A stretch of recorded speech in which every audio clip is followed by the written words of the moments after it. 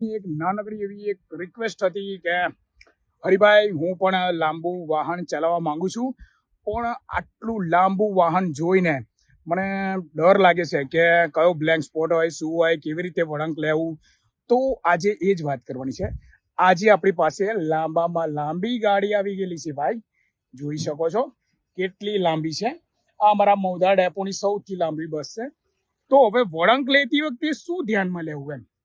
તો હવે ખાલી એટલું જ મારે કેવું છે કે જેટલી પણ આ તારે ત્રિજ્યા દેખાય છે પેલા ટાયર, આ ટાયરથી માંડીને તારે એટલું માનવું કે અહીંયાથી તારું ટાયર આ જ જગ્યાએ રહેશે, પણ આ જે બસનો જે ખૂણો ખરો તારો આ એ ખાલી સાઈડનો કે ડ્રાઈવર સાઈડનો ખૂણો ત્રિજ્યા કાપશે કાપશે કાપશે તો સીધા 80 થી 85 અંશના ખૂણે.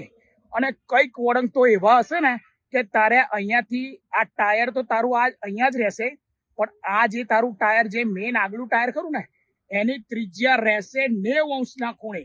એટલે આ મિત્રો ખાસ ધ્યાન રાખવા જેવી વાત છે કે જ્યારે પણ પાછલું ટાયર અને આગળનું ટાયર જે વળાંક આપણે લઈએ છીએ ત્યારે ત્રિજ્યા ખાસ મહત્વ નિભાવે છે.